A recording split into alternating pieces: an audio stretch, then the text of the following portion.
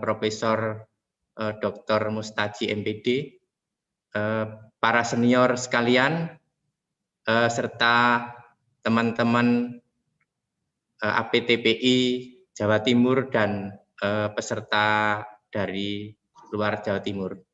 Mohon izin kami menyampaikan materi, terutama ini kami sampaikan kepada para rekan-rekan PTP baru. Untuk rekan-rekan PTP yang sudah lama mungkin sudah PTPI Jawa Timur. Lupa. Juga penguatan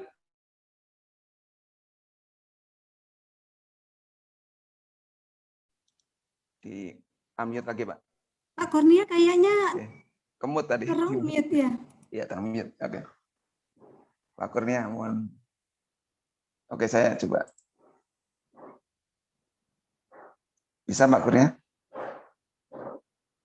Pak Kurnia, mohon maaf. Suaranya belum masuk. Speakernya termute.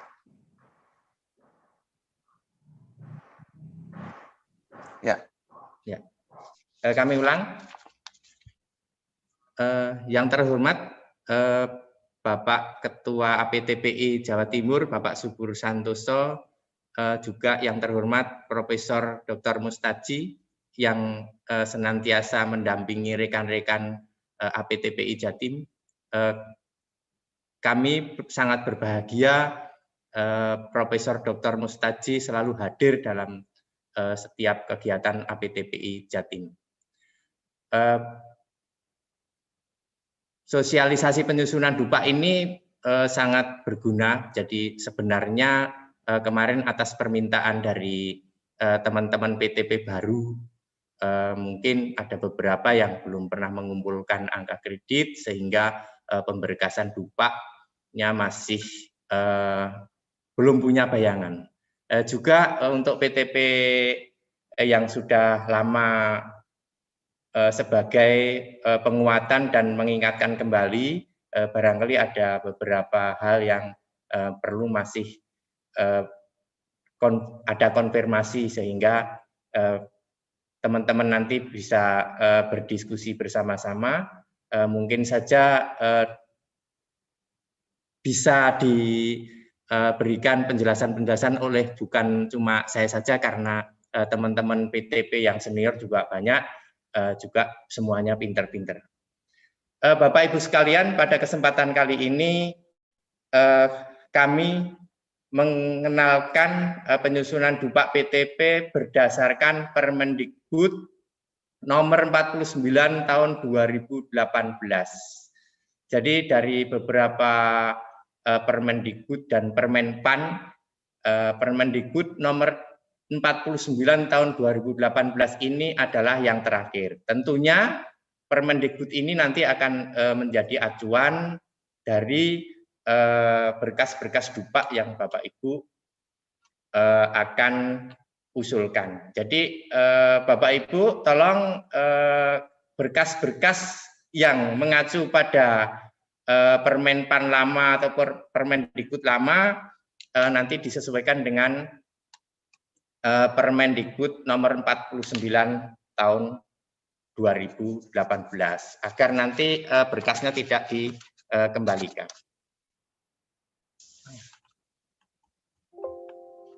Jadi dasar hukum Jabatan Fungsional Teknologi Pengembang Teknologi Pendidikan ini adalah Undang-Undang nomor 5 tahun 2014, kemudian PP nomor 11 tahun 2017, selanjutnya adalah Permenpan nomor 2 tahun 2009. Selain juga peraturan-peraturan lain yang mendukung, juga nanti ada keputusan Presiden. Nanti Bapak dan Ibu juga akan menemuinya di slide yang akan kita diskusikan bersama-sama ini. Bapak dan Ibu, pegawai negeri sipil, terutama PTP ini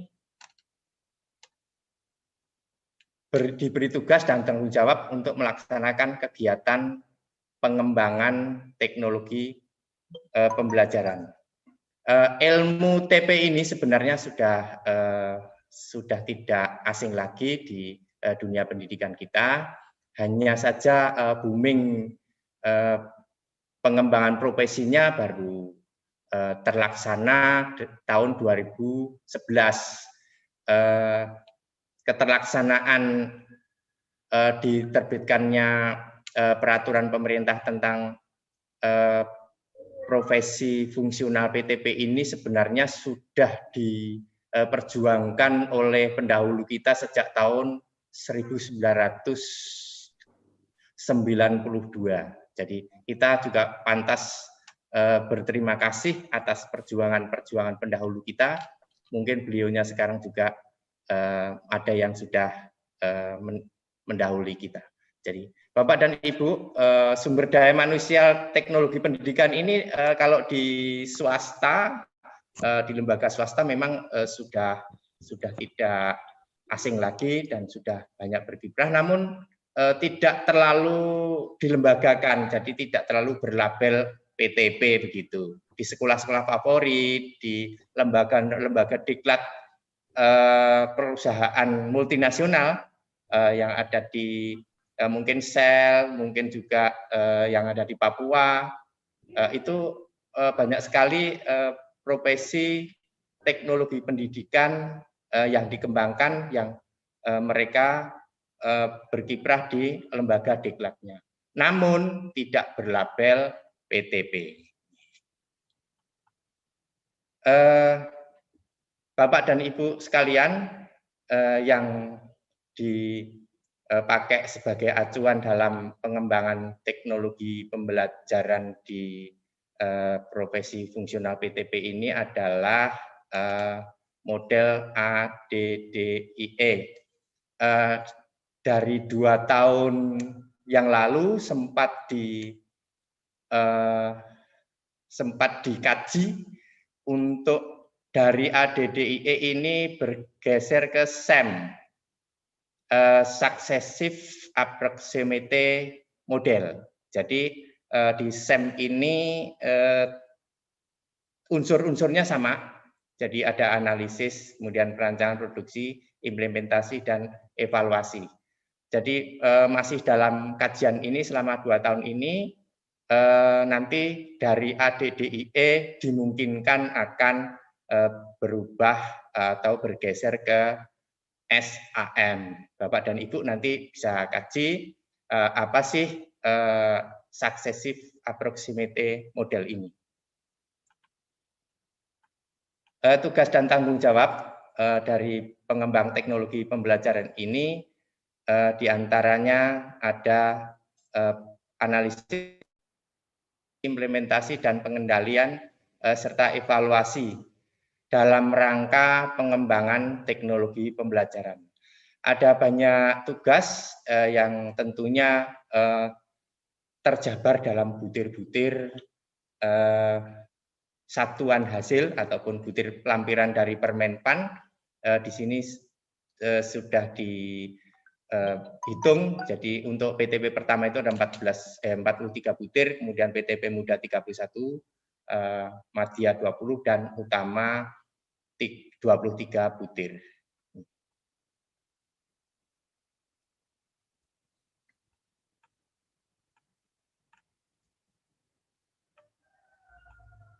Bapak dan Ibu, untuk kewenangan dari jabatan PTP dari pertama kemudian sampai utama, diantaranya adalah untuk PTP pertama itu pada tataran media pembelajaran, jadi rancang bangun media pembelajaran, kemudian di PTP muda itu rancang bangun media pembelajaran dan model, untuk PTP Madya adalah model pembelajaran dan pengembangan aplikasi pembelajaran. Untuk selanjutnya pada PTP utama ini adalah pengembangan model pembelajaran dan pengembangan inovasi pembelajaran. Jadi di inovasi pembelajaran ini sifatnya lebih global, jadi diarahkan untuk pengembangan sistem pembelajaran secara nasional. Bapak dan Ibu, dari Dupak yang nanti akan Bapak Ibu susun itu secara garis besar ada 2 kelompok besar. Yang pertama unsur utama, kemudian yang kedua adalah unsur penunjang. Bapak dan Ibu, untuk unsur utama adalah unsur pendidikan. Bapak dan Ibu nanti seandainya studi lanjut, nah itu nanti ada angka kreditnya. Kemudian mengikuti pelatihan, itu juga ada angka kreditnya. Selanjutnya adalah pengembangan teknologi pembelajaran. Nah, pengembangan teknologi pembelajaran tadi yang sudah terjabar dari 43, 23, kemudian 40 dan selanjutnya tadi. Selanjutnya adalah pengembangan profesi. Jadi Bapak dan Ibu, pengembangan profesi ini juga menjadi suatu andalan karena ada beberapa persyaratan untuk mengumpulkan angka kredit pengembangan profesi untuk naik ke jenjang-jenjang tertentu. Misalnya dari pertama ke muda itu harus punya 3, minimal punya 3, kemudian dari muda ke madya minimal harus punya 6 dan selanjutnya. Begitu pula di madya menjadi utama. Bapak dan Ibu, di PTP utama ini ada keharusan kewajiban untuk mengumpulkan angka kredit pengembangan profesi ini yang mungkin sangat besar karena memang cakupannya adalah pengembangan sistem pembelajaran. Jadi tuntutan kewajiban untuk mengumpulkan angka kredit bagi PTP utama itu sangat besar. Jadi selanjutnya adalah unsur penunjang. Jadi unsur penunjang ini diantaranya adalah ikut peserta seminar, kemudian pemateri seminar, kemudian Bapak dan Ibu bisa mengajar ataupun melatih untuk materi-materi yang berkaitan dengan pengembangan atau bidang teknologi pembelajaran. Kemudian tanda jasa juga Bapak dan Ibu bisa masukkan ke unsur penunjang. Keanggotaan profesi, organisasi TP, ya, dalam undang-undang PTP itu yang dihargai, yang diakui hanya APTPI, sedangkan organisasi TP itu banyak sekali. Selanjutnya memperoleh gelar kesarjanaan. Bapak dan Ibu harus bisa membedakan gelar sarjana yang di unsur utama dan di unsur penunjang. Kalau di unsur utama itu harus linier, bidang ilmu, pendidikan, komputer, komunikasi, dan seni yang mendukung profesi teknologi pendidikan. Sedangkan gelar kesarjanaan yang di unsur penunjang ini apabila Bapak dan Ibu telah memiliki ijazah S2 namun ingin S2 yang lain. Nah, ini tidak bisa dihargai 50, namun demikian hanya dihargai 15 sebagai unsur penunjang. Bukti fisik, laporan, rancangan, naskah, berita acara, surat keterangan, lembar review, desain, dan instrumen. Bapak dan Ibu bisa mendupakkan atau mengusulkan dupak itu pada jenjang jabatan Bapak dan Ibu. Namun demikian bisa mengusulkan jenjang di bawahnya dan jenjang di atasnya. Kalau jenjang di bawahnya Bapak dan Ibu berhak mendapatkan angka 100%. Selanjutnya apabila Bapak dan Ibu mengusulkan dupak ataupun butir-butir di jenjang atas, misalnya muda, kemudian mengusulkan dupak yang ada di Madya atau kewenangan pekerjaan yang ada di Madya, maka Bapak dan Ibu hanya berhak mendapatkan 80%. Dalam aplikasi Dupak nanti Bapak dan Ibu jangan lupa nanti angka persennya juga harus diubah. Jadi dalam pendupaan ini sebagai penilai Bapak dan Ibu tolong penilainya juga dibantu dengan Bapak dan Ibu menyusun atau menempatkan butir-butir dupak pada posisinya dan pada porsinya. Seandainya Bapak dan Ibu harus menuliskan 80%, ya juga tetap harus dituliskan 80%. Jangan menunggu atau ngarep-ngarep nanti penilainya biar lupa, biar dapat 100%. Nah, ini berkaitan juga dengan kredibilitas Bapak dan Ibu dan kredibilitas lembaga.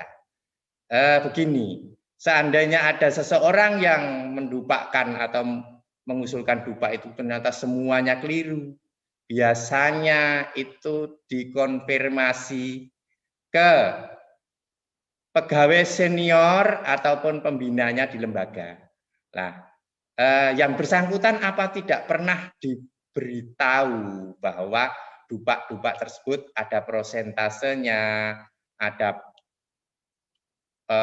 butir-butir yang pas pada tempatnya. Jadi jangan sampai kredibilitas lembaga Bapak pertaruhkan karena selalu saja salah Bapak dalam mengusulkan dupak.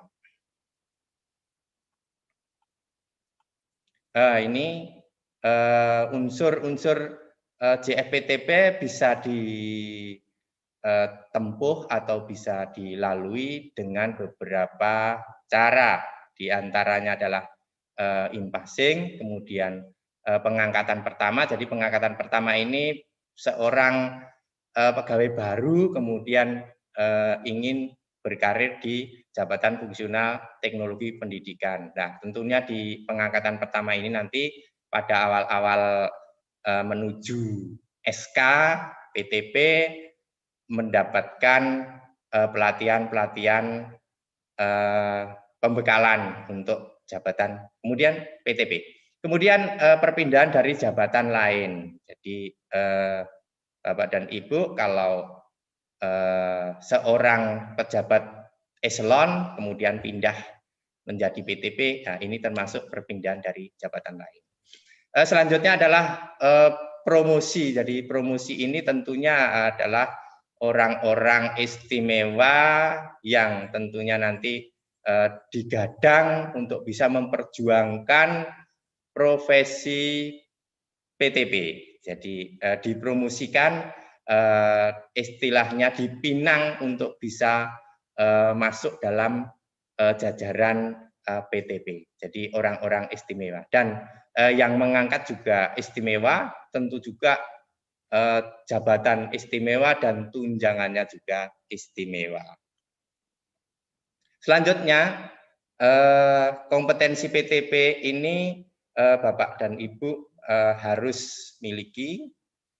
Seandainya sekarang belum memiliki spek yang disyaratkan ini, berusaha supaya meningkatkan kompetensi terus supaya mendekati kompetensi jabatan fungsional PTP yang disyaratkan oleh Permenpan nomor 3 tahun 2001.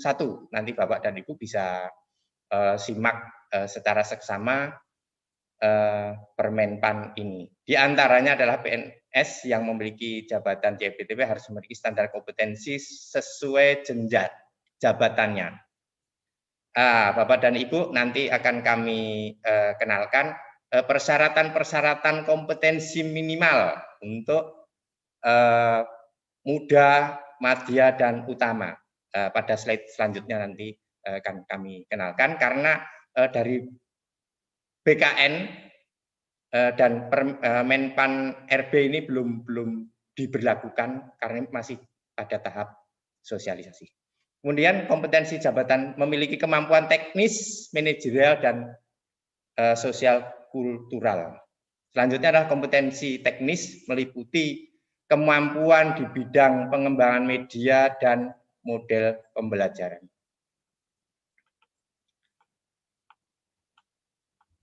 Nah, ini untuk peningkatan kompetensi Bapak dan Ibu bisa lakukan dengan berbagai cara, diantaranya adalah pelatihan, kemudian konferensi, lokakarya, seminar, dan meningkatkan kinerja atau tetap eksis pada rating mountain-nya, pada level yang harus tetap dipertahankan. Jangan sampai era terkini, era milenial, Bapak dan Ibu masih memiliki pemikiran-pemikiran yang masih jadul.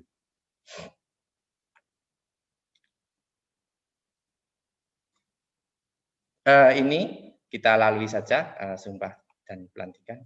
Kemudian penilaian kinerja. Jadi Bapak dan Ibu menyusun SKP, kemudian unit kerja menilai kinerja Bapak dan Ibu, kita lalui.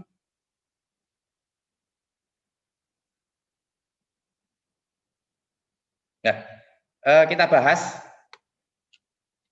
untuk jabatan setingkat lebih tinggi disyaratkan Bapak dan Ibu, untuk naik ke jabatan yang lebih tinggi Bapak dan Ibu disyaratkan untuk minimal mengusurkan atau mengajukan unsur pengembangan profesi sebanyak 6. Nah, 6 ini untuk muda ke madya. Kemudian madya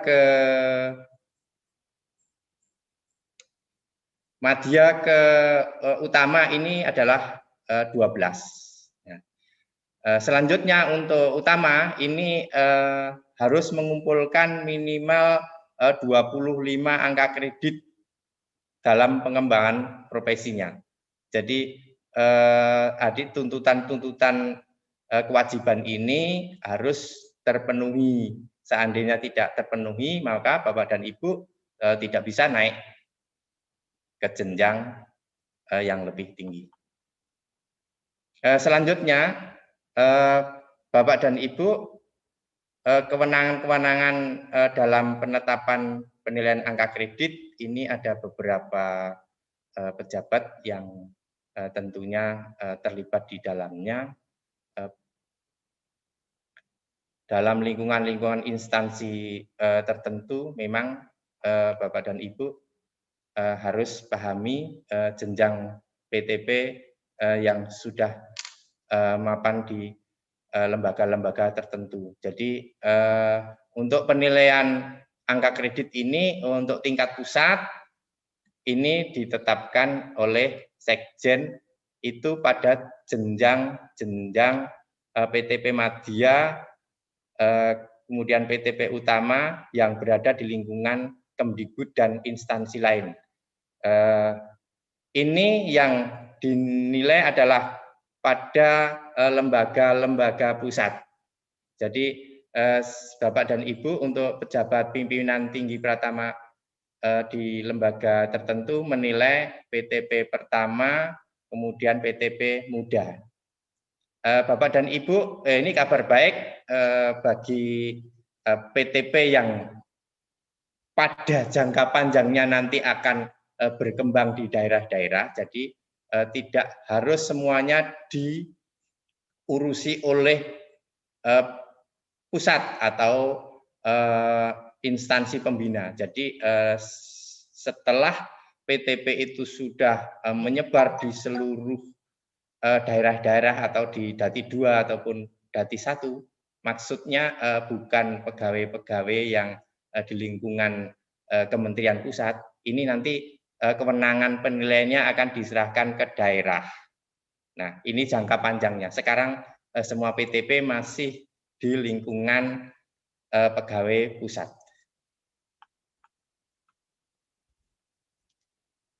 Nah, ini unsur-unsur dari tim penilai, tim penilai pusat, kemudian tim penilai unit kerja. Ada beberapa kewajiban yang tentunya akan dilimpahkan ke tim penilai unit kerja. Untuk pada masa sekarang, tim penilai unit kerja ini hanya memverifikasi saja berkas-berkas dari teman-teman yang membutuhkan. Tentunya kalau PTP masih pemula membutuhkan verifikasi biar nanti Dupaknya bisa lolos. Pada kenyataannya teman-teman PTP yang sudah berkiprah di PTP lama itu sudah tidak lagi memerlukan kasus ini terjadi di BPNTP. Teman-teman BPNTP sudah tidak memerlukan saya lagi untuk memverifikasi karena berkasnya mayoritas optimis bisa lolos. Mungkin di lembaga-lembaga baru itu yang ada PTP barunya masih memerlukan verifikasi dari tim penilai unit kerja. Anggota tim penilai ini kita lalui saja. Periode penilaiannya adalah Januari dan Juli. Jadi Bapak dan Ibu Desember akhir itu harus siap-siap berkasnya, kemudian untuk penilaian Januari. Dan penilai Januari ini nanti estimasinya akan untuk kenaikan pangkat ataupun jenjang di April. Selanjutnya juga pada Juni akhir Bapak dan Ibu juga harus siap-siap berkas untuk diajukan pada Juli awal untuk kenaikan jenjang ataupun jabatan di Oktober. Bapak dan Ibu, ini kewajiban angka kredit yang harus Bapak dan Ibu penuhi untuk setiap jenjangnya.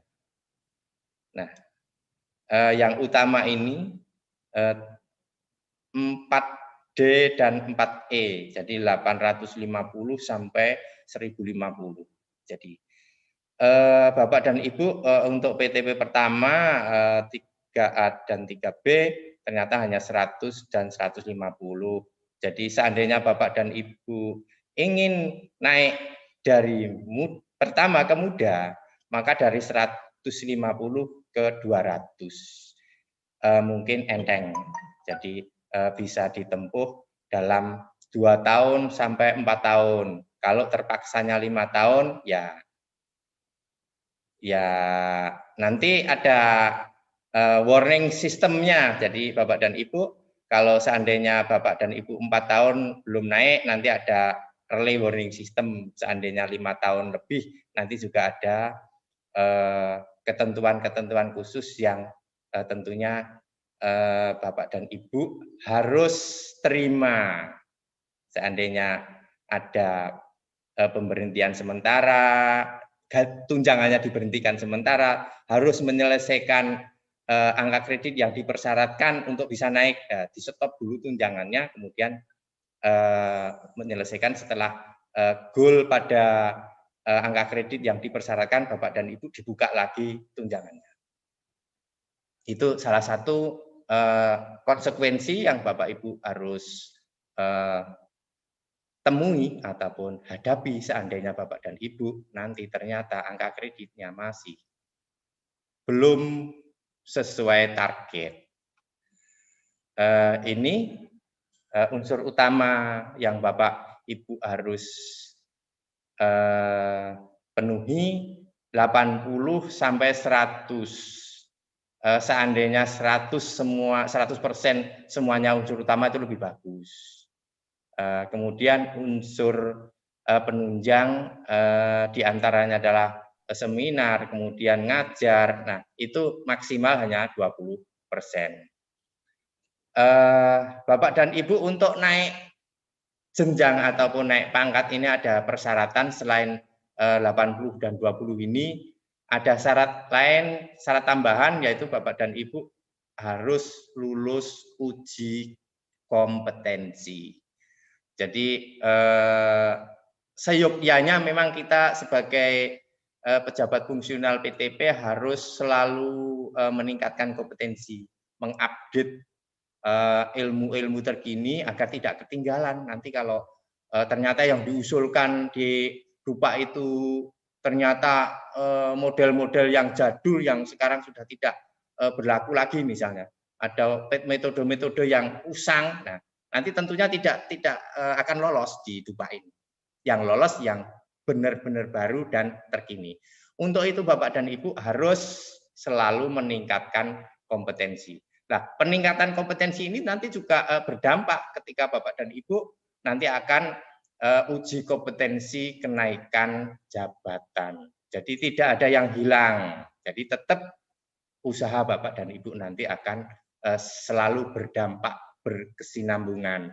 Tidak hanya berdampak putus, hanya sampai situ.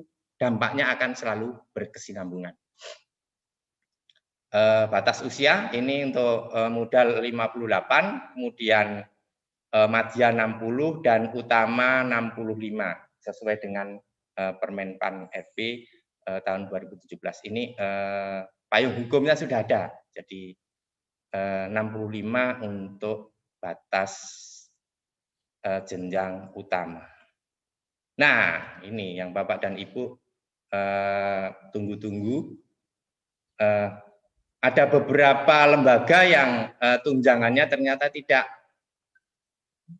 bisa turun. Nah, ini berkaitan dengan regulasi dan penganggaran di lembaga masing-masing. Bapak dan Ibu, ini tunjangan fungsionalnya segini. Untuk PTP utama, kami belum mendapatkan data karena informasi terakhir ketika saya berada di Pusdatin itu masih ikut di PTP Madya karena payung hukumnya belum turun sehingga masih dihargai Madya. Bapak dan Ibu, beberapa hari lalu teman-teman BPMTP, mungkin juga Pak Subur itu suratnya terdampar di BPMTP mendapatkan bebungah ini. Jadi Bapak dan Ibu sudah ada penyesuaian tunjangan kinerja. Ini fantastis menurut saya untuk tunjangan kinerja berdasarkan keputusan Permendikbud 22346 tanggal 6 April dan berlaku 1 April 2021. Jadi kelas jabatannya juga kelas jabatan yang baru dengan penyesuaian juga semuanya naik 1 tingkat kecuali yang pertama. Yang pertama ini masih stagnan di salah ya Bapak dan Ibu, ini yang PTP muda ini 10 bukan 18 nggih. 10. 6, 10, 12 dan 14. 10 bukan 18, Pak. Ya, ini salah ketik. Mohon maaf. Teman-teman untuk PTP yang di lembaganya belum ada penyesuaian tunjangan, mohon nanti berkomunikasinya dengan pihak pengelola lembaga yang sabar, pelan-pelan, jangan terlalu membuat kisruh, jadi nanti malah menimbulkan dampak sosial. Jadi pelan-pelan saja. Yang sudah pasti angkanya sudah ironinya dulu teman BPMTP itu selama 4 tahun, hampir 4 tahun itu belum mendapatkan kejelasan ini tunjangannya berapa, tunjangan fungsional berapa, kemudian tunjangan kinerjanya berapa, belum sempat, dan ketika itu dapat itu kecil dan sangat gembira lah. Ini Bapak dan Ibu harus syukuri bahwa di kala pandemi yang lain mendapatkan kesulitan ekonomi dan dilanda paceklik, teman-teman PTP justru mendapatkan kenaikan tunjangan. Hal-hal tersebut juga berkaitan dengan kelengkapan jabatan fungsional yang tentunya dilengkapi ataupun dikompliti oleh para pengurus kita atau para senior-senior kita yang ada di pusat. Jadi tentunya verifikasi untuk kenaikan jabatan ini juga berkaitan dengan tugas-tugas khususnya. Di kala pandemi ini memang yang terjun paling depan adalah para PTP, jadi yang mengusulkan bagaimana ini solusinya untuk pembelajaran di masa pandemi itu juga teman-teman PTP. Hal-hal tersebut berkaitan dengan diantaranya adalah atribut, kemudian struktur organisasi dan perangkat-perangkat yang ada di profesi PTP ini. Atribut di profesi PTP ini diantaranya adalah sudah ada Mares, kemudian simbol APTPI, kemudian edupaknya, kemudian baju batik lah. Ini salah satu yang menjadi penilaian di Menpan RB untuk reformasi birokrasi.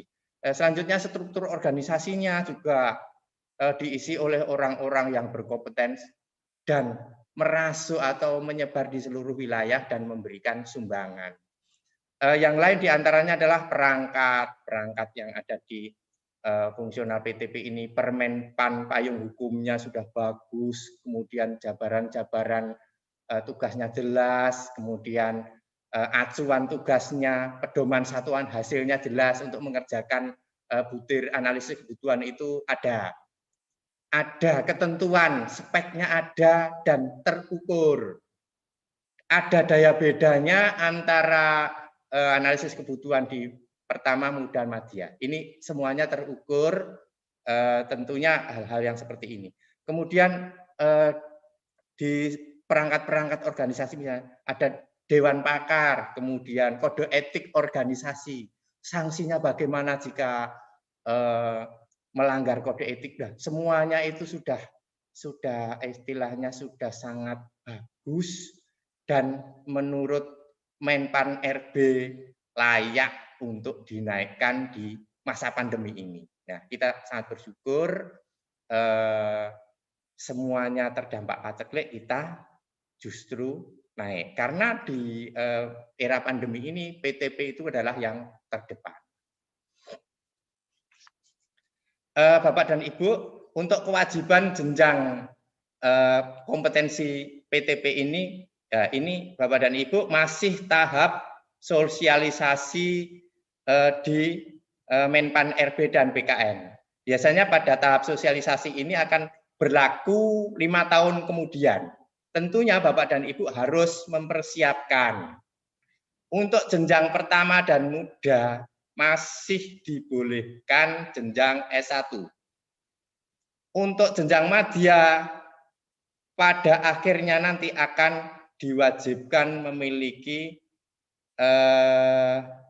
istilahnya jenjang pendidikan S2 dan yang utama nanti harus S3. Ini masih pada tahap sosialisasi, biasanya 5 tahun. Nah, dan untuk seluruh jabatan fungsional, bukan cuma PTP saja.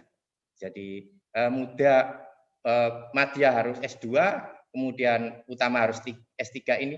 Di semua pegawai fungsional nanti disyaratkan seperti itu, bukan PTP saja. Bapak dan Ibu, ini ada teman kita yang tentunya ada fungsional PTP-nya, namun tunjangannya belum turun. Nah, ini harus diusulkan oleh lembaga, diantaranya harus dibuatkan payung hukumnya terlebih dahulu. Nah, Bapak dan Ibu harus harus mengusulkan jabatannya dulu, kemudian juga jenjangnya. Ada yang sudah mengusulkan jabatannya, kemudian jenjangnya belum.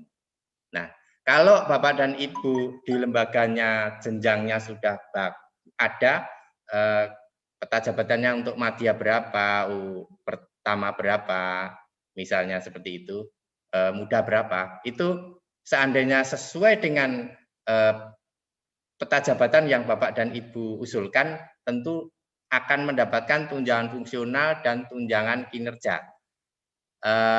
Hak Bapak dan Ibu mendapatkan semua. Lain halnya jika hanya mengusulkan peta jabatannya, jenjangnya belum. Jadi hanya mendapatkan tunjangan fungsional saja.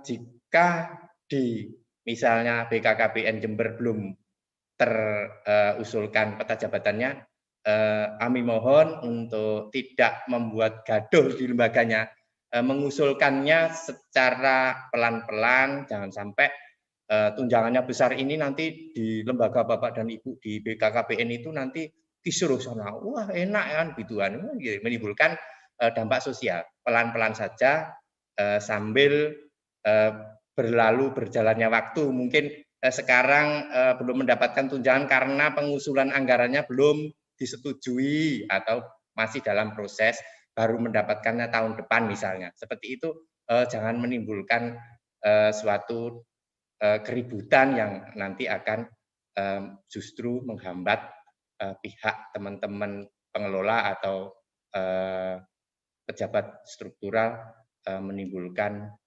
konflik. Nah, kemarin kami konfirmasi ke Pak Subur dan Bu Rini, yang dibutuhkan teman-teman itu sebenarnya apa saja. Di antaranya adalah proses pengajuan DUPA, e-DUPA. Jadi sistemnya seperti apa sih